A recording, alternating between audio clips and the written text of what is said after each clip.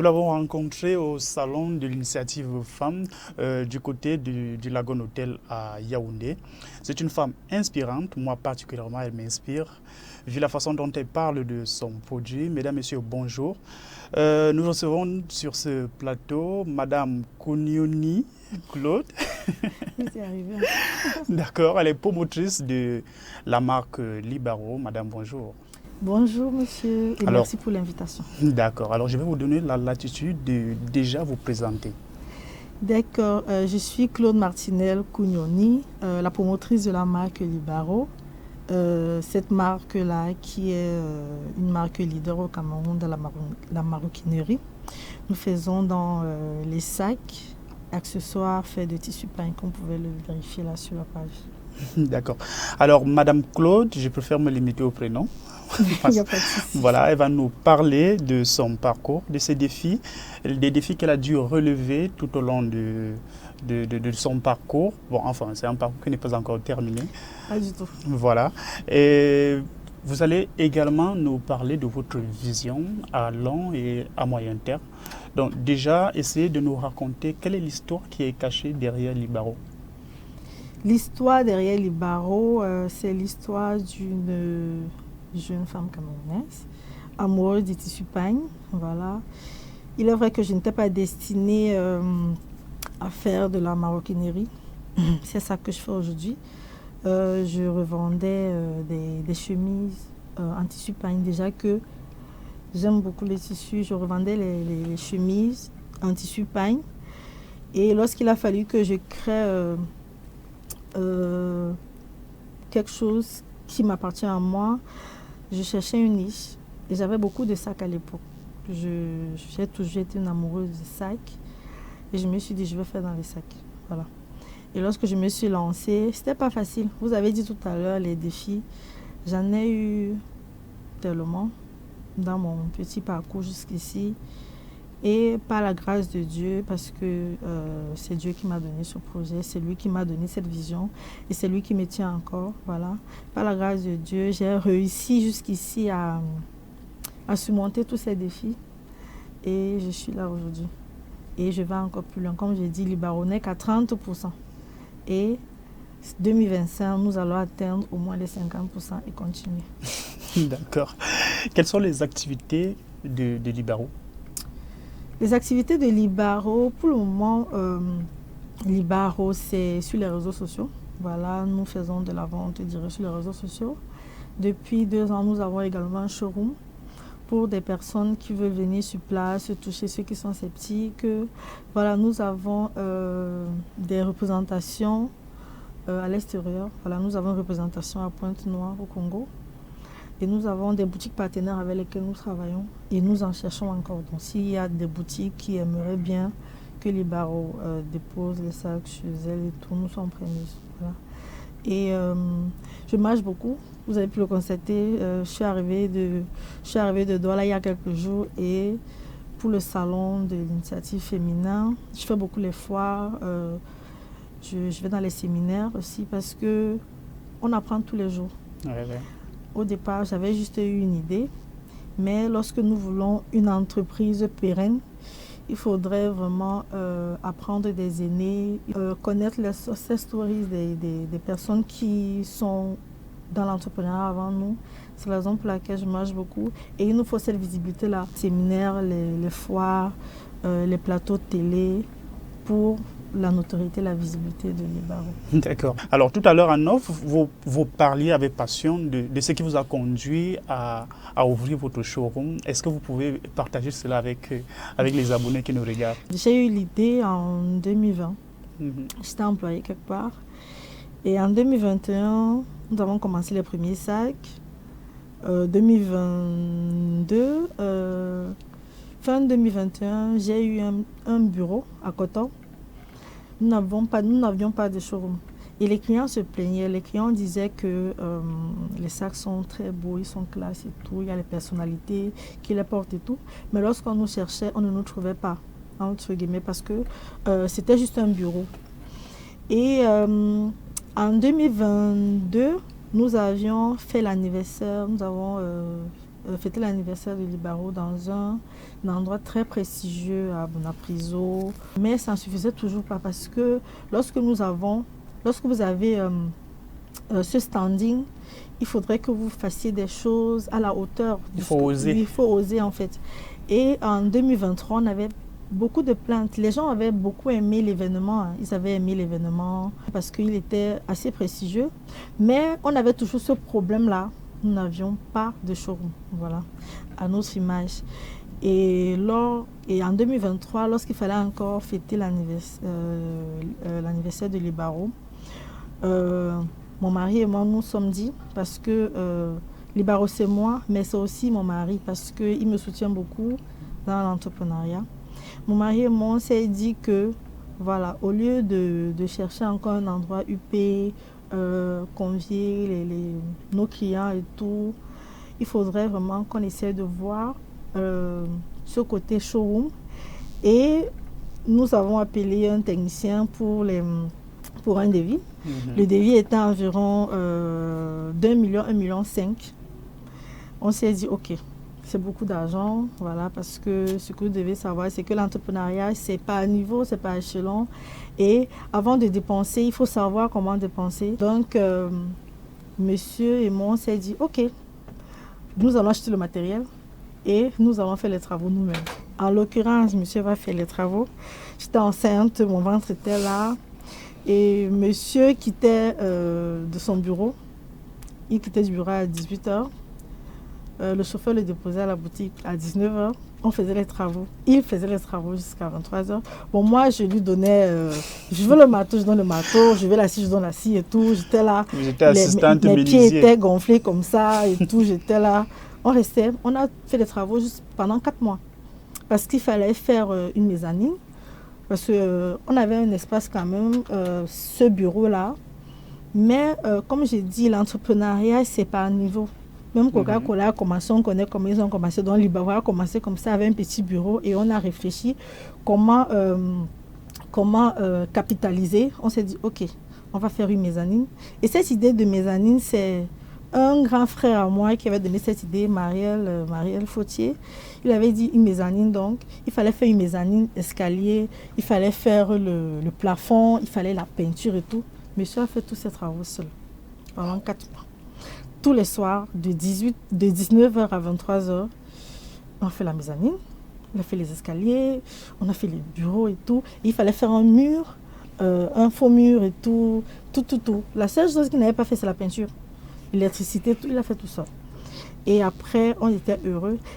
Parce que déjà, l'anniversaire de Libaro tombe en novembre. On avait commencé les travaux, on était autour, je pense, de août, un truc comme ça. Et on a fait la peinture, je pense, début décembre. Voilà. Ce qui fait en sorte que le 10, on a pu faire l'ouverture officielle du showroom. Et comme c'était l'anniversaire de Libaro, on a fait des cadeaux.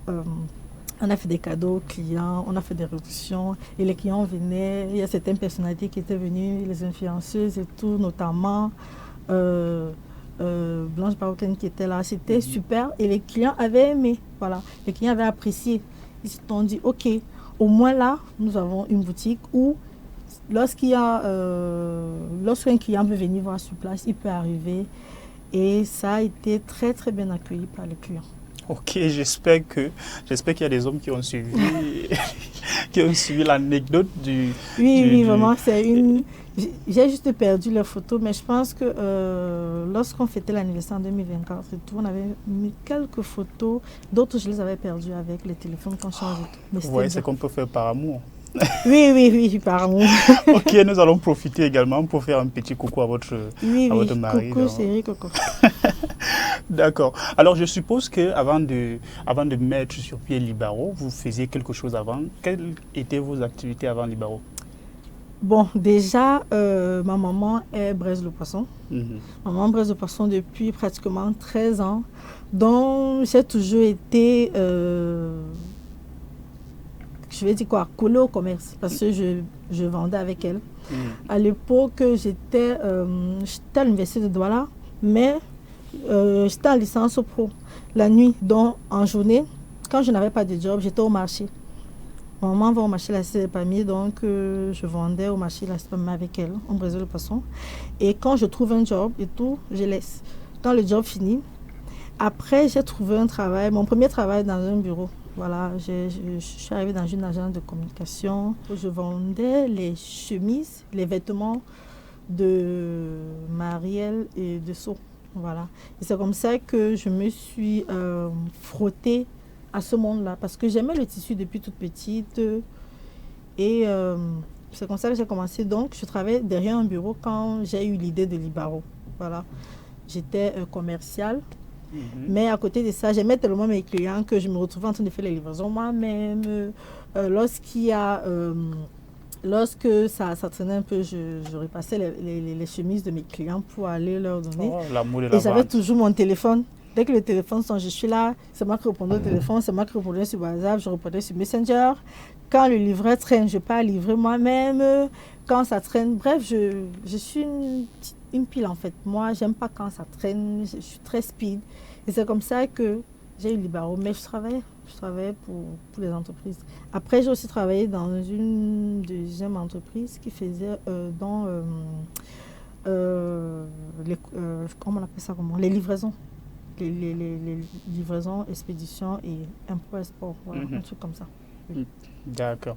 Alors, mesdames et messieurs, si vous venez de vous connecter, je rappelle que nous sommes avec Madame Kounioni Claude. Voilà.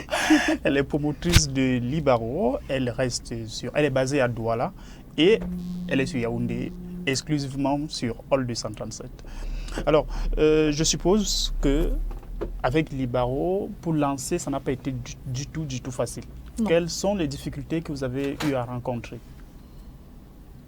Les difficultés, je n'avais pas, c'était pas un programme de devenir, je vais dire quoi? De mettre sur pied Libaro. C'était quoi le déclic? J'avais donné mon plan de vie au Seigneur. Je lui avais dit, Seigneur, je veux ça, je veux ça, je veux ça. Il faut m'illuminer quand tu veux. Non, oui, entre autres. Mais je pense que je lui avais dit ce que je voulais. De façon consciente ou inconsciente et tout. Et je pense qu'en m'envoyant dans cette agence de communication-là, il m'a envoyé en formation pour mon entreprise à moi. Et Dieu merci, c'était un texte aussi, c'était aussi un test pour Dieu. Et j'ai réussi au test pourquoi? Parce que j'ai très bien travaillé dans cette entreprise-là. Et toutes les tâches que j'ai eu à faire là-bas, ce sont les mêmes tâches que lorsque j'ai créé Libaro, lorsque j'ai eu ce premier bureau qui était le siège de Libaro, qui est toujours le siège de Libaro. Tout ce que je faisais dans cette entreprise-là, j'ai dû le faire ici. Voilà. Donc on va dire que là-bas, c'était le stage pour Libaro. Oui, voilà. Et j'ai commencé Libaro avec mon salaire. Voilà, ça démangeait déjà de partout. Et je ne sais pas si je peux le dire ici, mais j'avais rencontré Honorable Nouran Foster. Bien sûr. Lors elle invitait ses clients, elle remerciait ses clients et tout. Elle avait fait un bon repas et tout dans un grand hôtel de la ville de Douala. Et à la fin, nous avons mangé, nous avons bu et tout. Elle nous a remercié pour les achats et tout. Je tiens à préciser que je ne faisais pas les gros achats, mais j'avais été sélectionnée. Et à la fin, elle a dit, elle donne 15 minutes à toutes les femmes qui sont là et tout pour lui parler de ce que nous faisons. Et là, elle pourra nous donner des conseils. Et je rappelle que vraiment, cette femme, elle a vraiment de très bons conseils. Et quand je suis arrivée, je lui ai dit, voilà, moi, je revends des chemises pour des grands créateurs et tout, et j'ai mon bénéfice à l'intérieur. Elle m'a dit, voilà, tu peux commencer ton idée comme ça et tout. Tu peux faire comme ça, comme ça, comme ça, comme ça. Et elle m'a dit, est-ce que tu connais, elle m'a posé la question, si tu connais Nana Wax. Je lui ai dit, non, mais tu ne peux pas autant aimer le tissu pagne, vouloir faire dans ça et ne pas la connaître. Donc, elle m'a donné les noms et tout. J'ai passé cette nuit-là à checker qui est Nana Wax et tout, et j'étais émerveillée. Et tous les conseils qu'elle m'avait donnés, ce sont ces conseils-là que j'ai mis en place. Mais après, j'avais juste choisi la niche des sacs. Pourquoi? Parce que je ne voulais pas faire dans les mêmes chemises que ces aînés-là, parce qu'ils m'avaient aidé, m'avaient montré le travail. Vous ne voulez pas tellement faire du copier-coller? Oui, non, pas du copier-coller, pas de la concurrence déloyale, parce que forcément des aînés qui t'ont aidé, qui t'ont aider parce qu'il m'aidait vraiment. Venir faire ça, non. Et en plus, je ne devais pas être en accord avec Dieu parce que je gère avec Dieu, comme je dis souvent. Naturellement. Donc, j'ai eu la niche de ça parce que j'aimais les sacs. C'est comme ça que je commence. Et j'ai pris mon salaire. J'ai pris une partie de mon salaire, 50 000. Je me suis lancée. Vu que moi, je ne suis pas couturière. Je ne suis pas couturière. J'ai eu la chance que Dieu m'a donné, je ne sais pas comment on appelle ça. Le don? Oui, j'ai ce don-là. Lorsque je vois un tissu, je sais quel tissu utiliser. C'est la raison pour laquelle, même au salon de l'initiative féminine, il y a les femmes qui viennent dans le stand dire que la particularité avec les barreaux, c'est que une m'a dit, j'ai bon goût. On va dire ça comme ça. Voilà. La particularité avec les barreaux, c'est le bon goût qu'on ne trouve pas ailleurs. Je leur ai dit que moi, je ne savais pas que j'avais autant bon goût que ça. Parce que quand je vois un tissu, je sais quel tissu prendre. Je sais quel ça va aller avec. Souvent, j'ai les ratés, mais pas souvent aussi. Voilà. Donc, j'ai pris, il fallait que je cherche quelqu'un qui faisait déjà dans la maroquinerie et tout pour qu'il fasse et tout. Mais c'était compliqué parce que les gens ne comprenaient pas ce que j'avais. J'avais une vision tellement claire et que les gens ne faisaient pas forcément parce que on va quand même reconnaître que la qualité des finitions, les modèles aussi, les modèles, c'était pas encore aussi commun que ça. Donc, la première fois, ça n'a pas marché. Le même mois, j'ai relancé, j'ai encore pris une partie de mon salaire, 50 000, j'ai encore mis, ça n'a pas marché. Je suis rentrée ce jour-là, j'ai tellement pleuré, il était 18 heures, j'ai pleuré à chaud de larmes. J'ai mis mes genoux au sol, j'ai prié, j'ai dit à Dieu que Seigneur, 2 fois déjà, ça ne donne pas, je ne sais pas ce qui se passe, et tout, je me suis couchée, je me suis réveillée à 21 heures. Lorsque je me suis réveillée, j'étais une autre personne, j'étais comme une lionne et tout, je suis repartie encore, j'ai recommencé à chercher. Et j'ai trouvé une 3e personne. Père à son âme, aujourd'hui, je l'ai beaucoup pleuré. On a fait environ 2 ans. Il est décédé. Et c'était pas facile parce que je n'en parle pas beaucoup. Sorry. C'est un jeune homme de 23 ans. D'accord. Alors, si vous venez de nous rejoindre également, je rappelle que nous sommes avec Madame Claude, qui nous parle de son entreprise Libaro, excusez son émotion. C'est aussi ça, lorsqu'on travaille avec des collaborateurs, que nous sommes un peu plus proches de ces collaborateurs. Ça, c'est également un petit message aux différents promoteurs. Travaillez avec les gens, attachez-vous à eux et ensuite, ils vont donner le meilleur d'eux. Je suppose que c'était le cas. Oui, ce jeune homme-là, Feu Franck. Franck a été la première personne, 23 ans, à un peu comprendre. On avait les soucis parce que être une femme dans le monde de l'entrepreneuriat, travailler avec des hommes, c'est pas évident. Ah oui. Oh, une coûte fille comme ça, une femme de parle aux hommes comme ça, ma chérie se prend pour qui et tout, nanana. La chance que j'avais avec lui, c'est que lui, il avait 23 ans et moi, j'étais un peu son aîné. Et qu'il avait envie d'apprendre. Oui. Parce que lorsqu'il faisait les premiers sacs et tous les finitions, c'était la catastrophe. Et moi, ce n'est pas la vision que je voulais. Et déjà, mes tissus coûtaient cher. Le premier tissu que j'ai acheté dans ma vie m'a coûté 25 000 francs. Donc, vous avez une jeune femme, moi, je ne sais pas où je vais. Tout ce que je sais, c'est que je vais faire dans les sacs et tout, mais je peux acheter un tissu de 25 000. Le deuxième tissu a coûté, je pense, 15 000 et tout. Donc, c'est ce tissu de 25 000 là que je donnais aux gens et ils blaguaient avec. Honnêtement, on blague pas avec l'argent. Donc, j'étais très... Oui, j'étais très... voilà. J'étais très fâchée et tout. Donc, et c'était ça. Et ce qui s'était passé, c'est qu'il m'avait laissé. Il avait accepté d'entrer dans mon moule, en fait. Il avait accepté d'entrer dans mon moule. Et lui-même, je pense que... Il m'avait remercié un jour, il m'avait dit que il n'aurait pas pu penser atteindre ce niveau de qualité. Voilà.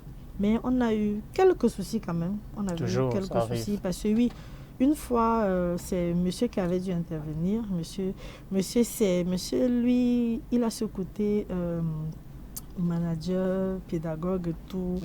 Il avait essayé. Et souvent, quand ça n'allait pas, je le mettais au milieu que je fais et tout. Et il a toujours joué ce rôle de sapeur-pompier là. Et comme j'ai dit, c'était pas facile, mais Franck avait réussi à le faire. Il avait réussi à comprendre ma vision. Et Il est parti trop tôt.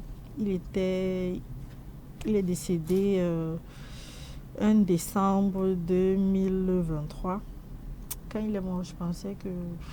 Je dis à Dieu que je continue comment.